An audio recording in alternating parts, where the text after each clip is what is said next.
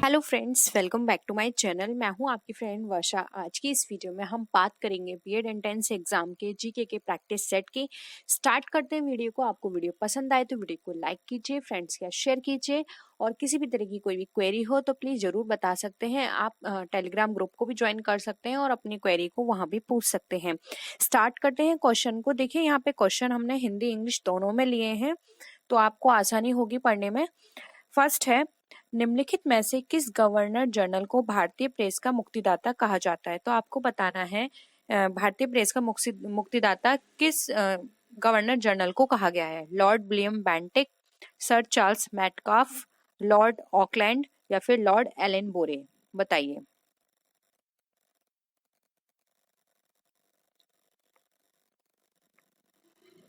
देखिए, इसका जो राइट आंसर है वो है यहाँ पर option number B, sir Charles Metcalfe. Sir Charles Metcalfe को 20 मार्च 1835 से 4 मार्च 1936 के बीच भारत के गवर्नर जनरल ये रहे थे, यानी इनका ये टाइम पीरियड था।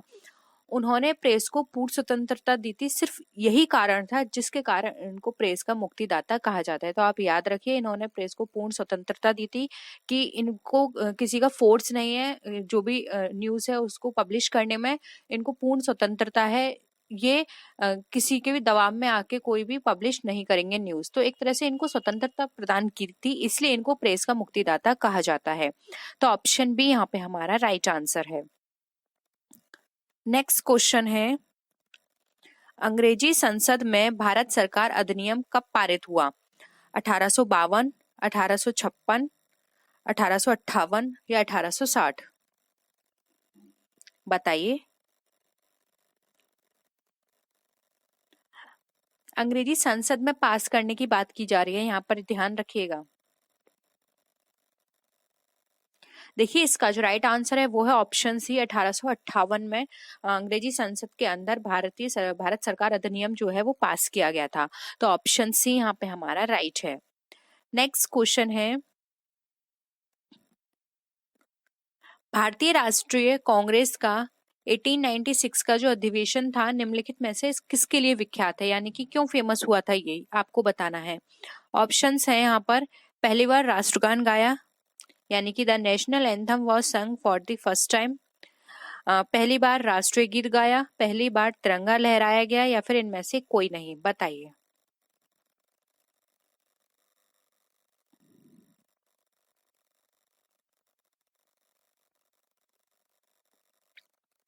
देखिए, इसमें जो राइट आंसर हो जाएगा वो होगा यहाँ पे ऑप्शन नंबर, यहाँ पर अगर हम बात करें तो वो हो जाएगा हमारा बी। यहाँ पर पहली बार राष्ट्रीय गीत गाया गया था। अब हमारा राष्ट्रीय गीत क्या है? वो है वंदे मातरम। और ये भी पूछा जा सकता है कि वंदे मातरम किसने लिखा है? तो ये लिखा है हमारा बंकिम चंद्र चटर्जी के उपन्यास आनंद मठ का ये एक अंश है और उनके द्वारा लिखा गया है। अब यहाँ पर ये भी क्वेश्चन पूछा जा सकता है कि जो हमारा राष्ट्रीय गान है वो हमारा राष्ट्रीय गान कब बना? 1937 में ये वंदे मातरम को राष्ट्रीय गान बनाया गया था। ठीक है, तो ये कुछ और अदर इन्फॉर्मेशन है, इनको भी आप याद रखिएगा। तो यहाँ पे ऑप्शन बी हमारा राइट आंसर हो जाएगा। पहली बार राष्ट्रीय गीत गाया गया था 1896 के अधिवेशन में, इसलिए ये फेमस है। ठीक है, नेक्स्ट क्वेश्चन देखिए, समुद्री व्यापार के संदर्भ में करताज व्यवस्था का उपयोग किसके द्वारा किया जाता था? डच के द्वारा, फ्रांसीसी, अंग्रेज या पुर्तगाली?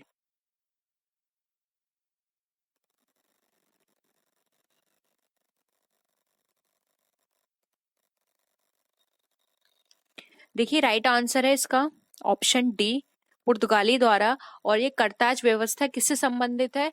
तो ये समुद्री व्यापार जब किया जाता था तो उसके व्यापार लाइसेंस से संबंधित है। 20वीं शताब्दी ने अंग्रेजों ने भी नेवी सल्ट नामक व्यवस्था शुरू की थी, यानी पुर्तगाली जब समुद्री व्यापार करते थे तो उनको करताज की व्यवस्था वहां पे उन्हें करनी होती थी, जिसका मतलब है व्यापार लाइसेंस है, यानी उनके पास ये लाइसेंस है कि वो समुद्र से व्यापार कर सकते हैं। ठीक है, तो यहाँ पे ऑप्शन डी हमारा राइट आंसर हो जाएगा। नेक्स्ट क्वेश्चन देखिए, सुरेंद्र नाथ बनर्जी के बारे में निम्नलिखित में से कौन सा कथन सही नहीं है? आपको ये बताना है सुरेंद्र नाथ बनर्जी के द्वारा। वे इंडियन नेशनल एसोसिएशन के सह संस्थापक थे। वे कलकत्ता के रिपन कॉलेज के संस्थापक थे। उन्हें राष्ट्रीय चेतना के कॉन्सेप्ट के लिए जाना जाता है। या फिर डी ऑप्शन है, उन्होंने आनंद मोहन बोस के साथ मिलकर साधारण ब्रह्मो समाज की स्थापना की। बताइए किस लिए ये फेमस है।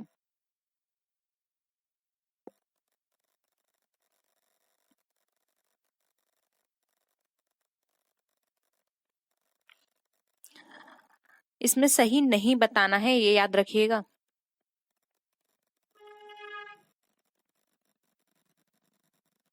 देखिए, अगर हम बात करें यहाँ पे वे इंडियन नेशनल एसोसिएशन के संस्थापक थे, तो ये तो बिल्कुल सही है। वे कलकत्ता के रिपन कॉलेज के संस्थापक थे, ये भी सही है। उन्होंने राष्ट्रीय चेतना के कॉन्सेप्ट के लिए जाना जाता है, ये भी सही है। तो ये तीन तो सही है, लेकिन फोर्थ ऑप्शन जो है कि आनंद मोहन के साथ मिलकर साधारण ब्रह्मो समाज की स्थापना की थी, ये गलत है। तो ऑप्शन यहाँ पे हमारा डी ये राइट आंसर हो जाएगा। क्यों गलत है? क्योंकि देखिए, साधारण ब्रह्मो समाज की स्थापना जो थी वो आनंद मोहन बोस जो थे उन्होंने की थी। इनके साथ थे शिवनाथ शास्त्री, शिवचंद्र सेन, उमेश चंद्र दत्ता, ये लोग थे। इनके साथ सुनील नाथ बनर्जी नहीं थे। तो ऑप्शन यहाँ पे डी हमारा इस क्वेश्चन के अकॉर्डिंग राइट आंसर हो जाएगा, क्योंकि इसमें ये पूछा है कि क्या नहीं है। ठीक है, नेक्स्ट देखिए, मुस्लिमों के लिए अलग मतदाता दल के लिए किस कांग्रेस अधिवेशन को जाना जाता है? कराची अधिवेशन 1913, बॉम्बे अधिवेशन 1915, लखनऊ अधिवेशन 1916 या फिर कलकत्ता अधिवेशन 1917। बताइए, मुस्लिमों के लिए अलग मतदाता दल किस अधिवेशन से जाना जाता है?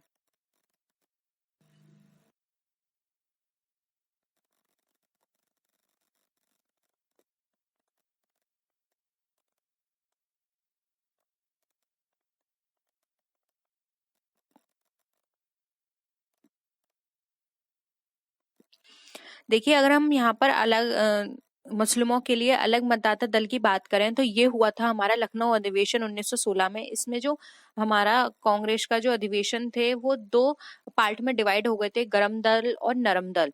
ठीक है, तो यहाँ पर ये दो पार्ट में डिवाइड होने के कारण यहाँ पे अलग अलग मतदाता दल की व्यवस्था की गई थी। और अगर हम बात करें इस अधिवेशन के अध्यक्ष कौन थे, तो इनके अध्यक्ष थे अंबिका प्रसाद मजूमदार। ठीक है, ये भी आप याद रख लीजिए, हो सकता है पूछ लिया जाए कि लखनऊ अधिवेशन 1916 जो था उसके अध्यक्ष कौन थे, तो उसके अध्यक्ष थे अंबिका प्रसाद मजूमदार। और इस क्वेश्चन के अकॉर्डिंग राइट आंसर है सी, लखनऊ अधिवेशन 1916। नेक्स्ट है, स्वतंत्रता आंदोलन के दौरान रविन्द्रनाथ टैगोर ने नाइटहुड की उपाधि किस घटना के विरोध में वापस कर दी थी? बंगाल विभाजन, जालियांवाला बाग हत्याकांड, भगत सिंह राजगुरु और सुखदेव का मृत्युदंड या फिर उपरोक्त में से कोई नहीं।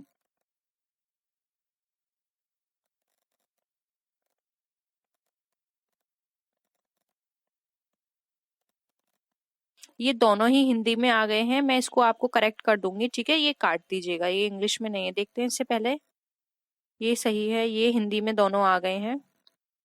तो मैं करेक्ट कर दूंगी इसे जब आपको पीडीएफ दूंगी। ठीक है, बताइए।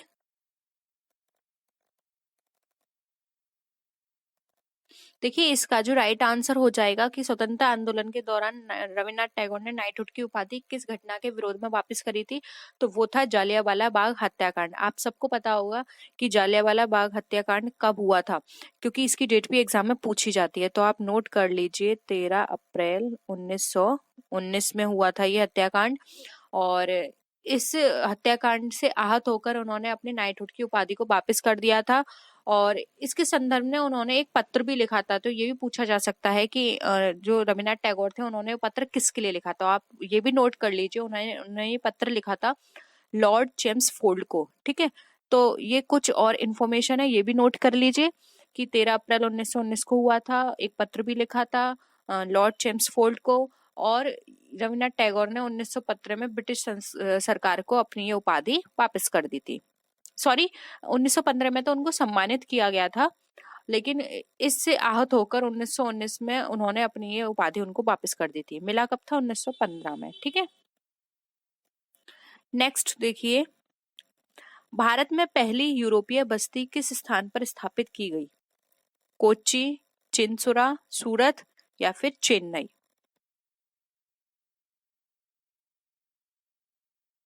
बताइए, जो पहली यूरोपियन बस्ती थी वो कहाँ पर स्टैब्लिश की गई?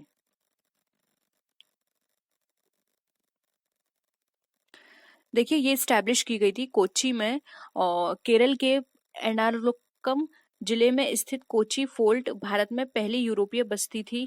और यह पूरी तरह किससे घिरा हुआ था? जल से घिरा हुआ स्थान था। यहाँ कोच्चि के दक्षिण पश्चिम में स्थित है। ठीक है, तो ये भी याद रख लीजिए। इस तरह से भी पूछा जा सकता है कि जल से घिरा हुआ स्थान कोच्चि का कौन सा है, तो वो है केरल के एर्नाकुलम। एर्नाकुलम, देखिए ऐसे लिखेंगे इसे, एर्नाकुलम। ठीक है, एर्नाकुलम जिला है, वहां पर ये बस्ती को स्टैब्लिश किया गया था, जो कि पहली यूरोपीय बस्ती थी। ठीक है, नेक्स्ट देखिए, निम्नलिखित में से किस राज्य ने अंग्रेजों को मुक्त व्यापार के लिए सुनहरा फरमान जारी किया?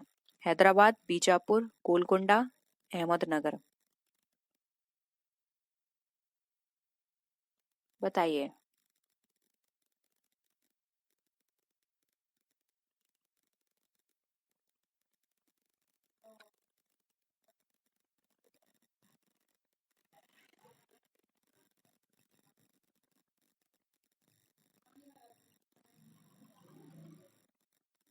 देखिए, अंग्रेजों ने जो मुक्त व्यापार के लिए जो सुनहरा फरमान जारी किया था, वो जारी किया था उन्होंने गोलकुंडा से। अ, अगर हम टाइम पीरियड की बात करें तो 1632 में अंग्रेजों को गोलकुंडा का साथ मुक्त व्यापार करने का सुनहरा फरमान प्राप्त हुआ था। इसके लिए उनको 500 पैगोडा प्रतिवर्ष भी उनको शुल्क दिया गया था। पैगोडा उस टाइम का कोई मेजरमेंट था, ठीक है, तो आप ऐसे याद रख लीजिए कि 500 रुपए शुल्क था उस टाइम का प्रतिवर्ष, यानी कि पर एनम। ठीक है, तो ये था हमारा ऑप्शन सी, गोलकुंडा से। नेक्स्ट है, सलवाई की संधि किस युद्ध से संबंधित है? प्रथम आंग्ल मैसूर युद्ध, प्रथम आंग्ल मराठा युद्ध, द्वितीय आंग्ल मराठा युद्ध, या फिर द्वितीय आंग्ल मैसूर युद्ध। बताइए।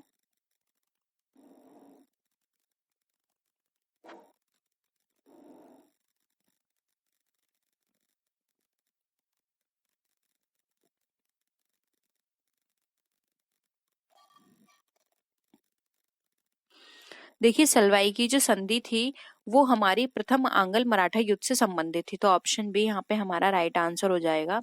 इस संधि में क्या था, जो मराठा साम्राज्य के प्रतिनिधि और ब्रिटिश ईस्ट इंडिया कंपनी के प्रतिनिधि थे, उनके द्वारा हस्ताक्षर किए गए थे।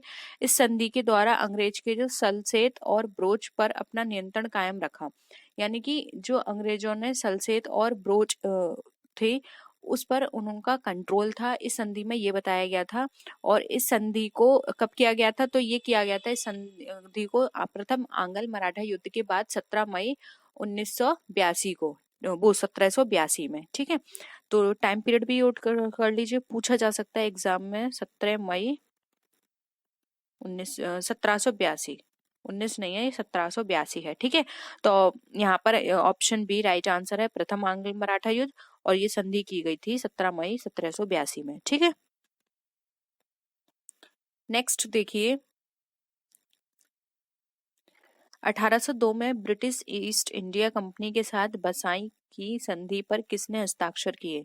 बाजीराव द्वितीय ने, बाजीराव प्रथम ने, सुल्तान बहादुर ने, या उपरोक्त में से कोई नहीं?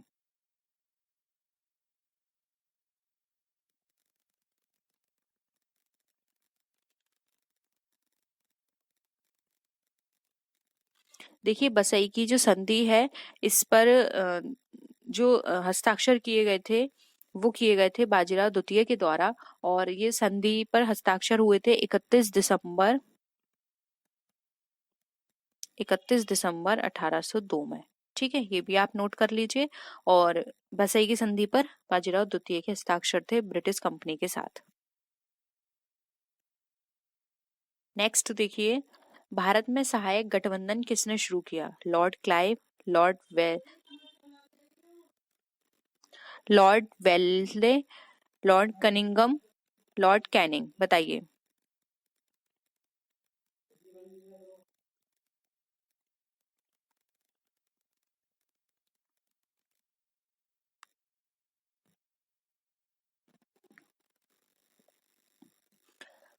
बताइए क्या होगा इसका आंसर? देखिए, भारत में जो सहायक गठबंधन था वो शुरू किया था लॉर्ड वेलेस्ले ने। और वे आप अगर टाइम पीरियड इनका नोट करना चाहते हैं तो नोट कर लीजिए, 1798 से लेकर 1805 तक गवर्नर जनरल रहे थे, और हैदराबाद का निजाम इसमें सबसे पहले शामिल हुआ था। हाँ, ये क्वेश्चन जरूर पूछा जाता है कि सहायक गठबंधन में सबसे पहले कौन शामिल हुआ था, तो वो थे हैदराबाद का निजाम। इसके मैसूर और अवध के नवाब भी इसमें शामिल हुए थे, लेकिन सबसे पहले शामिल हुए थे हैदराबाद के निजाम। ठीक है, तो ऑप्शन यहाँ पे बी राइट आंसर हो जाएगा, लॉर्ड वेलेस्ले। नेक्स्ट देखिए, किस चार्टर अधिनियम के द्वारा ईस्ट इंडिया कंपनी के एकाधिकार को समाप्त किया गया था? चार्टर अधिनियम 1793, चार्टर अधिनियम 1813, चार्टर अधिनियम 1833 या फिर चार्टर अधिनियम 1853, बताइए।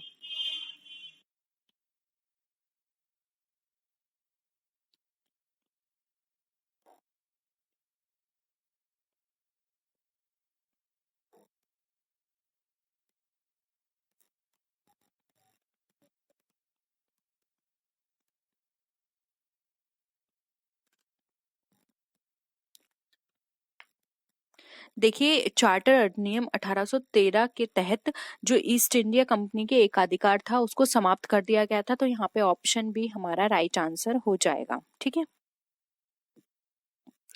फिर है, कांग्रेस की अध्यक्षता करने वाली पहली भारतीय महिला कौन थी? सरोजनी नायडू, एनी बेसेंट, नेली सेन गुप्ता या फिर इंदिरा गांधी?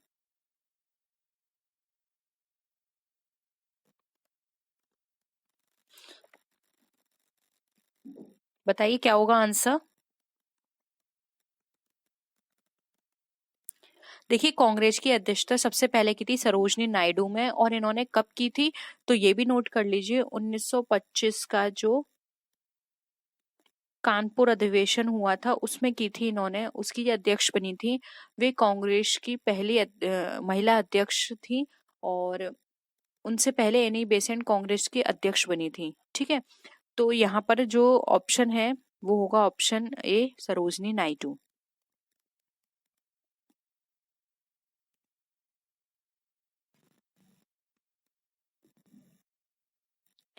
नेक्स्ट है, All India Trade Union Congress की स्थापना में किसने महत्वपूर्ण भूमिका निभाई? वसव सिंह, सुधोप बनर्जी, लाला लाजपत राय या फिर अशोक मेहता? बताइए।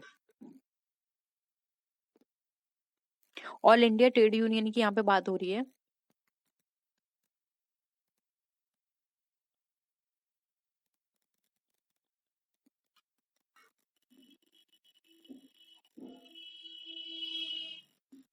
देखिए, ऑल इंडिया ट्रेड यूनियन की यहाँ पर बात करें तो इसकी स्थापना में महत्वपूर्ण भूमिका निभाई थी लाला लाजपत राय ने।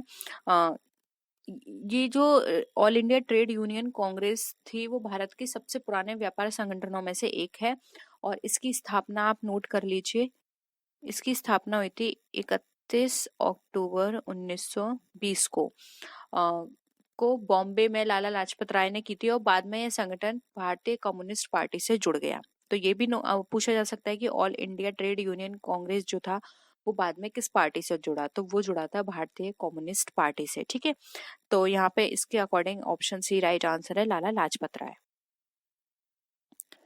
नेक्स्ट है जो कि बहुत ही इंपॉर्टेंट क्वेश्चन है, दूसरा गोलमेज सम्मेलन कब हुआ? आपको प्रथम, द्वितीय, तृतीय तीनों गोलमेज सम्मेलन आपको पता होने चाहिए।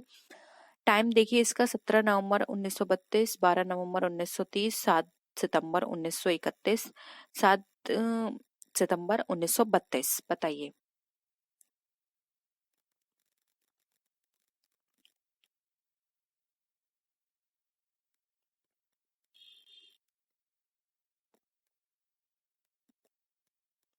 देखिए, यहाँ पे द्वितीय गोलमेज सम्मेलन की बात की गई है, तो वो है हमारा 7 सितंबर 1932, वो 31, और 30 में हमारा प्रथम हुआ था, 32 में वो 31 में दूसरा हुआ था, और 32 में तीसरा हुआ था।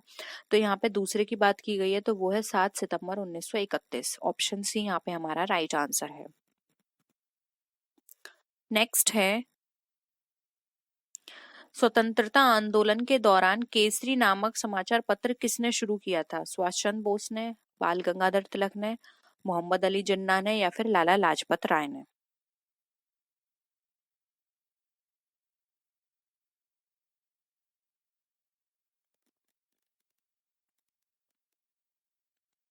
बहुत ही इंपॉर्टेंट है ये केसरी नामक समाचार पत्र, आपने पहले भी सुना होगा बहुत बार इसके बारे में। देखिए, ये समाचार पत्र जो शुरू किया था वो किया था बाल गंगाधर तिलक ने 1881 ईस्वी में। और केसरी अखबार जो है मराठी में प्रकाशित होता था, जबकि मराठा अखबार जो है अंग्रेजी में प्रकाशित होता था। तो ये भी पूछा जा सकता है कि केसरी जो है वो किस भाषा में प्रकाशित होता था, तो वो होता था मराठी में। और जो मराठा अखबार था वो हमारा अंग्रेजी में प्रकाशित होता था।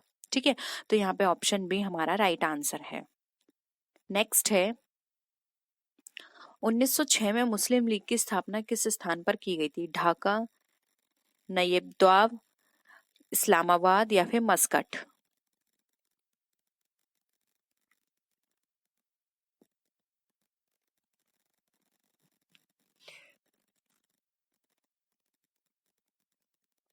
देखिए, 1906 में मुस्लिम लीग की स्थापना जो हुई थी वो हुई थी ढाका में। और यह अलीगढ़ आंदोलन से उभर कर आई थी। और इसका जो मुख्य उद्देश्य की बात करें तो वो था अधिकारों की रक्षा करना। ठीक है, और ये 1906 में हुई थी, ये आपको पता ही है। पूछा जा सकता है ऑल इंडिया मुस्लिम लीग की स्थापना कब हुई, तो ये हुई थी 1906 में ढाका में। अधिकारों को रक्षा करने के लिए हुई थी और ये अलीगढ़ आंदोलन से उभर कर आई थी। ठीक है, तो ऑप्शन ए यहाँ पे हमारा राइट आंसर है। अगर आपको क्वेश्चंस अच्छे लग रहे हैं, वीडियो पसंद आ रही है, तो प्लीज वीडियो को लाइक करना मत भूलिएगा। नेक्स्ट है, 1924 से 25 के वैकोम सत्याग्रह में किसने महत्वपूर्ण भूमिका निभाई? टी के माधवन, मूलूर एस पद्मनाभ पनिक्कर, बलराम वर्मा, या फिर के केलाप्पन?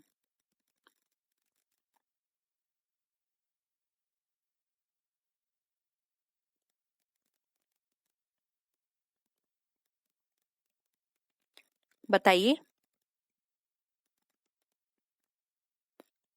देखिए, 1924 से 25 के बीच जो बैकॉम सत्याग्रह हुआ था, इसमें जो महत्वपूर्ण भूमिका निभाई थी वो निभाई थी के केलापन ने। और ये जो हम बात करें सत्याग्रह की, तो ये हुआ था त्रावणकोर में जो छुआछूत हुआ था उसके विरुद्ध में हुआ था। और ये गुरुवायूर इस आंदोलन के प्रमुख नेता थे। तो ये भी पूछा जा सकता है कि इसके प्रमुख नेता कौन थे, तो वो थे गुरुवायूर।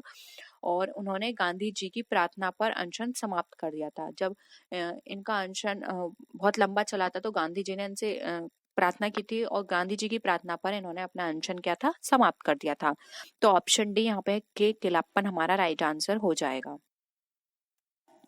नेक्स्ट क्वेश्चन है, 1867 में नवगोपाल मिश्रा ने हिंदू मेला की शुरुआत किस स्थान पर की थी? कलकत्ता, दिल्ली, इस्लामाबाद, या फिर वाराणसी?